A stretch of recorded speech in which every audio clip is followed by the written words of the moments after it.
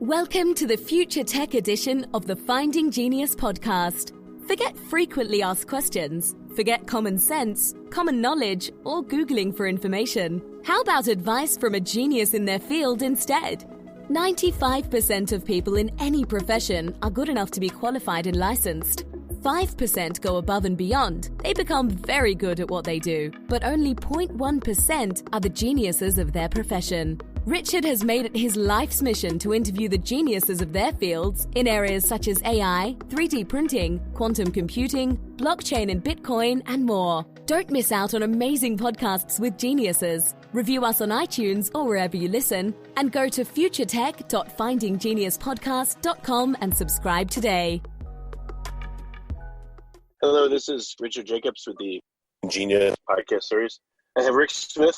He's the author of two books, Slow Death by Rubber Duck, How the Toxic Chemistry of Everyday Life Affects Our Health, which came out in 2009, and Toxin, Tox Out in 2014. And he's also the executive director of the Broadbent Institute in Canada. So Rick, thanks for coming. How are you doing today? Doing great, thank you. It's a pleasure to be here. What have you decided is your role, and what's important about our environment to you personally? Well, I mean, your listeners, I'm sure, have heard a lot about climate change and about the threat that climate change poses. I've really focused my work on the second great pollution problem that's facing humanity at the moment, and that's toxic chemicals. The chemicals that leach into our body on a daily basis from the containers we use in the kitchen, the products we use in the bathroom.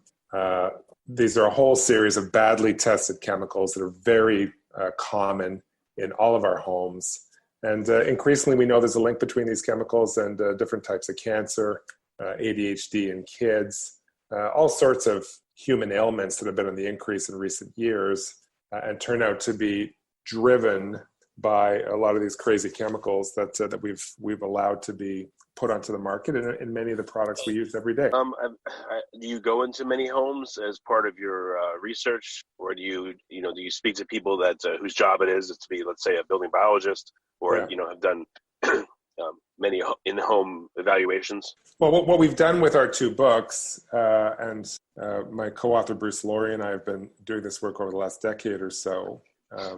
We're both scientists by training. He's a geologist. I'm a biologist. And what we've tried to do to tell this kind of complicated story about toxic chemicals is we've actually experimented on ourselves. So over the course of 10 years and over a dozen experiments, we have, our typical experiment would be we take a blood or urine sample from ourselves to look, for instance, at bisphenol A, BPA, which is a very common plasticizing chemical.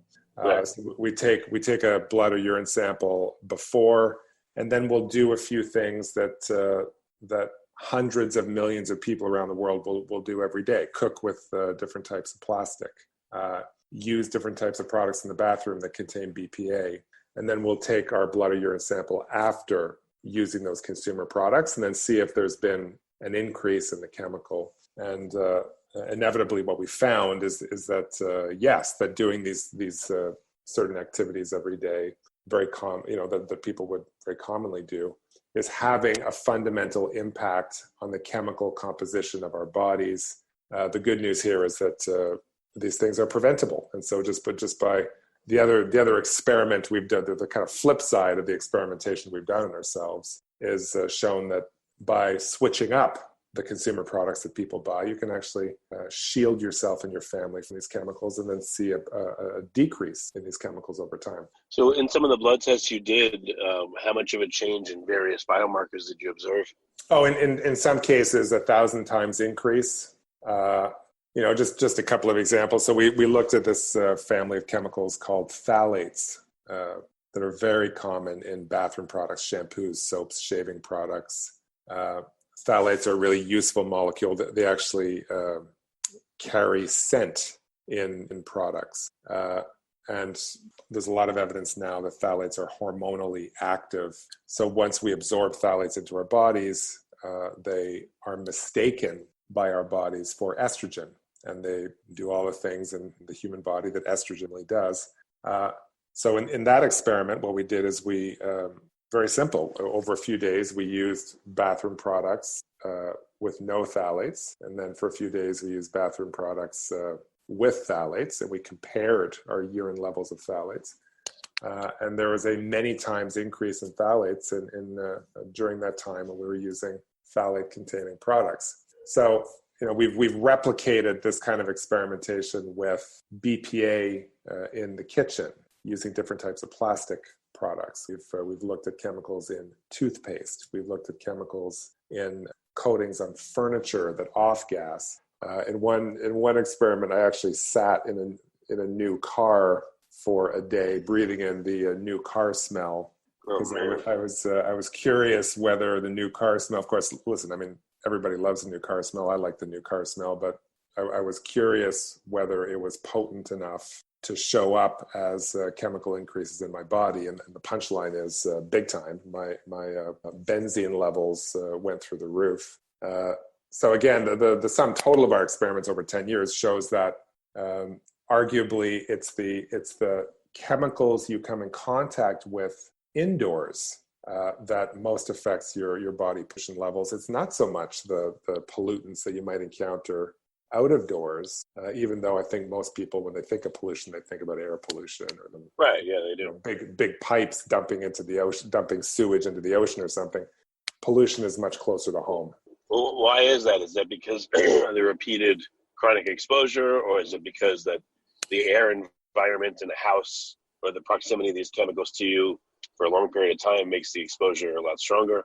Well, I mean, you put your finger on it there. I mean, your average American, your average Canadian, your average British person these days, anybody in the industrialized world anyway, spends well over 3/4 of their life indoors, not out of doors. So, part of it is just a function of where you're living your life. I mean, if you think about it, I mean, if you add together the amount of time that you're sleeping, in your kitchen cooking, in your living room watching TV, running around after your kids doing laundry, 3/4 of your time indoors is probably an underestimate. I mean, if you factor in the fact that most of us work in offices and so 9 to 5 we're at work. So it turns out that the kinds of chemicals that are in the paint that you put on the wall have an effect on your body levels of volatile chemicals that are in kids' toys, the toys that you buy for your children, and the kids are little, they chew on the various bathroom toys. So that's where the title of our first book came from, Slow Death by Rubber Duck, because at the time, rubber ducks and chewy kids' toys were full of. So it's, to answer your question, why are most pollutants that affect us indoors these days? It's because that's where we spend our time. And it's also because laws across the United States, across Canada, in industrialized countries are really crummy when it comes to consumer product safety. So we allow companies to make these really crummy products with very little oversight. And it turns out that they're full of chemicals that have been badly tested. So what were some of the, in addition, what were some more of the insights you got from doing this self-experimentation? And then, what can people do to help protect themselves? We'll get to shortly after that, but, keep going with insight. Yeah. Well, I want to underline here that we this can be a bit of a scary kind of downer of a topic. So I want to underline that we did do this not so much to freak people out and demonstrate how polluted we all are. We really did it to try to pinpoint a few key chemicals that scientists and doctors are saying are really impacting human health, and then give people some guidance on how to avoid these things, and then measurably reduce their body levels and their kids' levels because we've done this experimentation on ourselves, so we know what works and what doesn't. So, one way of thinking about this is the rooms in your house. And this is the way that we set up our experiments. We thought, okay, we took a look at the medical literature and we said, okay, what are the chemicals in the bathroom that scientists are telling us are most problematic in terms of links to breast cancer and prostate cancer? And the answer to that is phthalates and parabens. Phthalates, I've already talked about. They're chemicals that carry scent in products. Phthalates also are, they're essentially an artificial oil.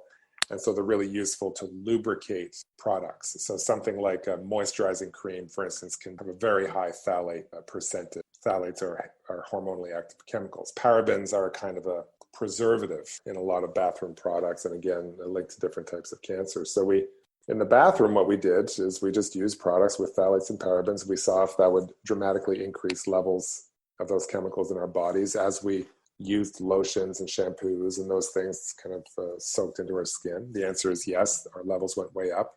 But then when we stopped using those products and used some of the increasingly available, comparably priced products without parabens and phthalates, our levels went way down. We moved to the kitchen and we said, okay, well, what chemicals are doctors really worried about in the kitchen? Again, it's a lot of plasticizing chemicals, BPA, for instance, that for many years were in all the market-leading baby bottles. So for a couple of days, I actually drank my coffee out of my eldest son's baby bottle, and then saw what the impact was in terms of how much BPA I was ingesting, and my levels of BPA went up 2.5 times just from doing that. So the message in the kitchen is to try to minimize plastic use, especially when you're reheating your food. And then quick question here. Yeah. What about restaurants and that food versus eating at home? Did you do any experimentation there, or was it plenty to just do stuff around the house? No, we didn't experiment with restaurant food. It's kind of hard to, one of the difficult things about these experiments that we found out is that we're kind of inundated on a daily basis with all of these chemicals. The U.S. government, for instance, has started testing levels of BPA, phthalates, parabens in the U.S. population. Something like 95% of Americans have relatively high levels of these chemicals in their bodies all the time.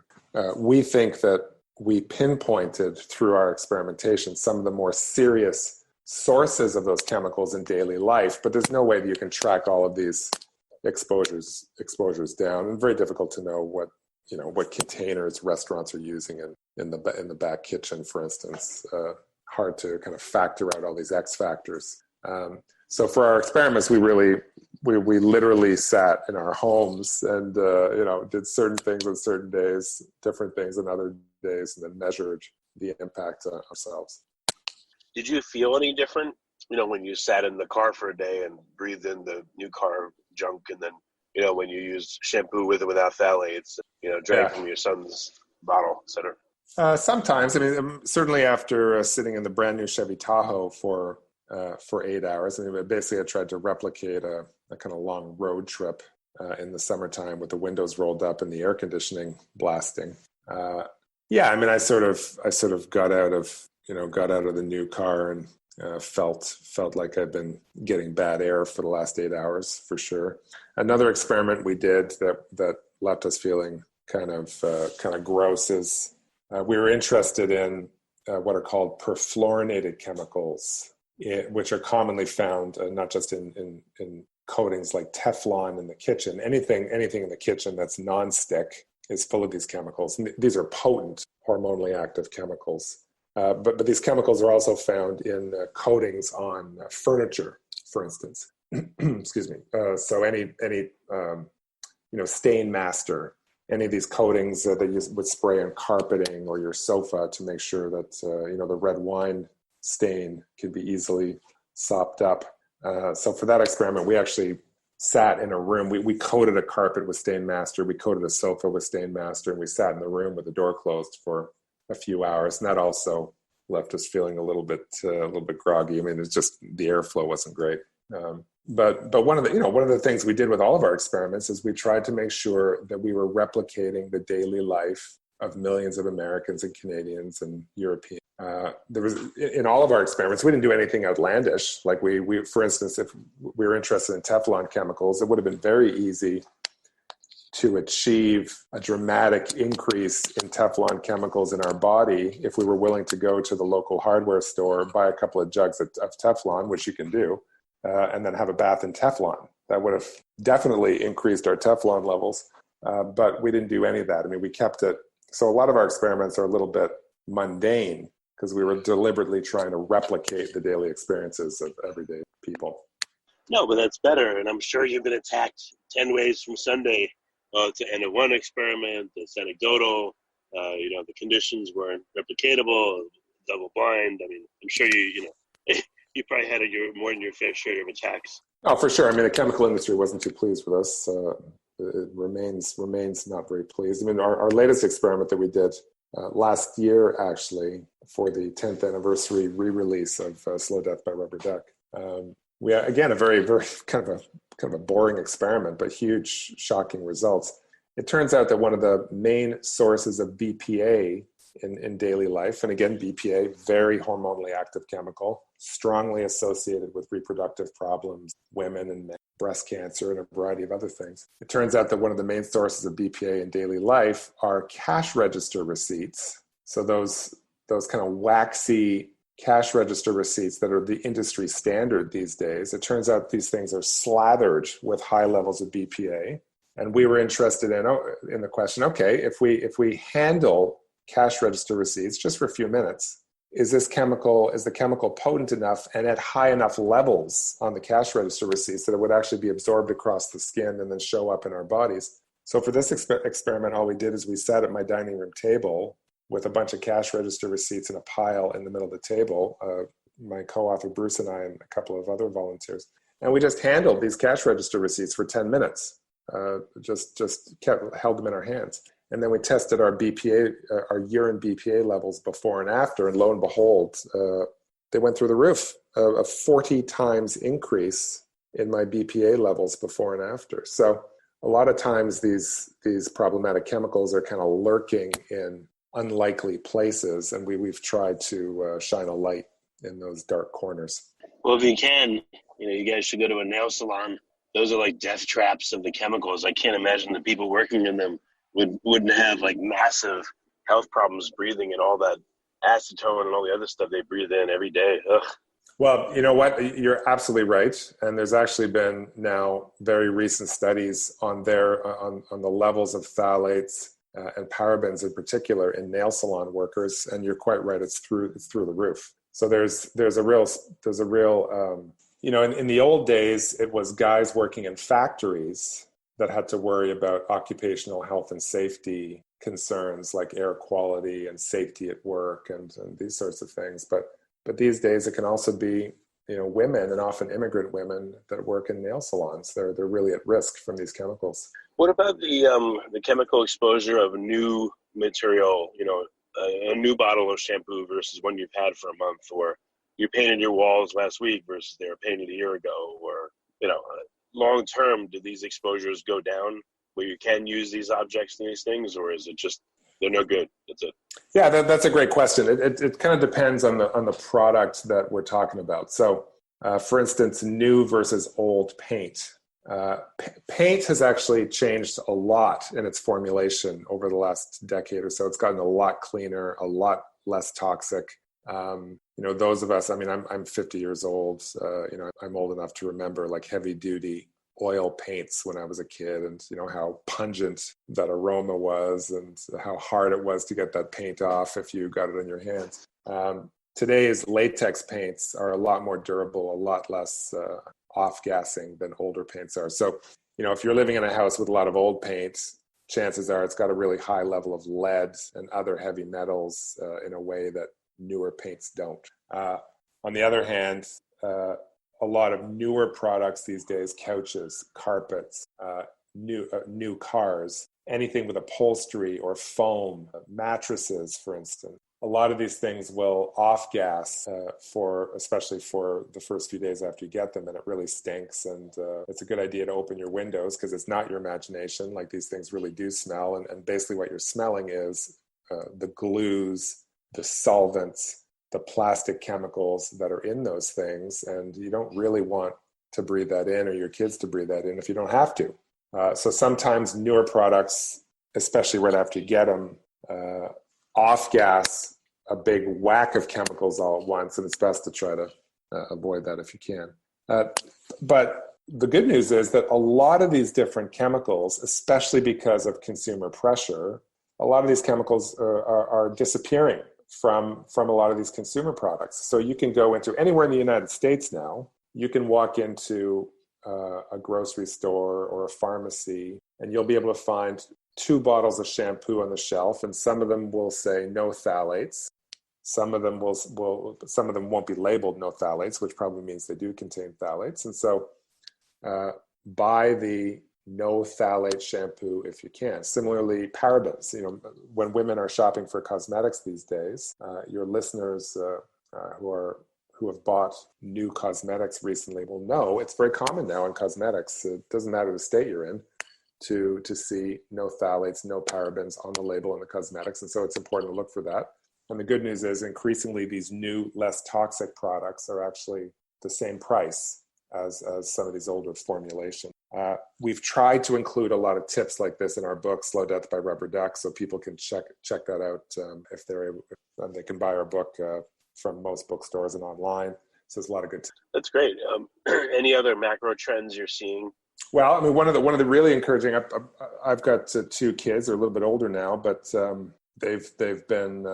They were born around the time that our first book came, and there's been big changes in kids' products, really positive changes in kids' products across the United States, in Canada, in Europe. So kids' toys, kids' bath toys, plastic toys have less chemicals in the kids' bathroom products. Things like the use of BPA in formula containers. A lot of these chemicals have this trend of getting toxic chemicals out of consumer products really started with kids' products and has kind of crept into adult products just over the last few years. So, I'm not saying the battle is won. I mean, it's still ridiculous that a lot of these hormonally active chemicals are in the stuff we buy at all, but keeping the pressure on as consumers, demanding better quality products, demanding that these corporations do better, pushing our governments to get their acts in gear, that's having a good effect. Well, what about stuff that comes from overseas versus made here? Is that dynamic changing, or is stuff you're getting from overseas, like they could care less about what's in it? You know what? There's a kind of temptation to say, well, this thing's made in Southeast Asia, therefore it's of lower quality. But actually, the story's not that simple. A lot of products that are made in North America are full of these crummy chemicals.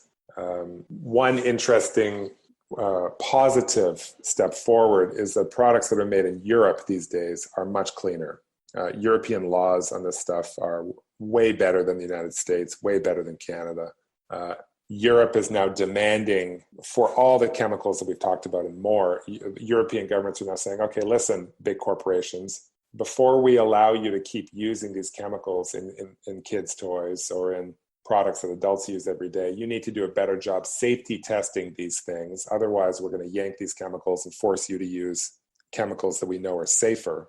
And so any product that's made in Europe or made by a European company, chances are it's actually safer than a product manufactured here in North. So it depends on where you're talking about around the globe, and unfortunately, most countries around the world, with the exception of Europe, still have the same crummy laws. Okay, well, that's good to know. Yeah, I had assumptions, I'm sure, but interesting. Well, very good. Rick, so any other recommendations? They can get your book, Slow Death by Rubber Duck. They can talks out as well. What else? They can buy the book wherever fine books are sold. And we really tried to, Bruce and I are both parents. We're both, just like your listeners, we have busy lives. And so we tried to boil down the results of our experiments, what we've learned over the last 10 years, and the solutions for busy consumers. We tried to boil it down to a sort of easy to-do list. So in the final page of Slow Death by Rubber Duck, you can literally rip it out and stick it on your fridge. And it's got some simple tips for how to protect yourself and your family from these chemicals. That's excellent. Well, Rick, thanks for coming. And I appreciate it. And that's how listeners can follow up. Any other suggestions for them, or the books are the best place to start? No, I think that's good. Thank you so much for your time. You've been listening to the Future Tech edition of the Finding Genius podcast. This podcast is information only. No advice of any kind is being given. Any action you take or don't take as a result of listening is your sole responsibility. Consult professionals when advice is needed. Review us on iTunes or wherever you listen, and subscribe today by going to futuretech.findinggeniuspodcast.com.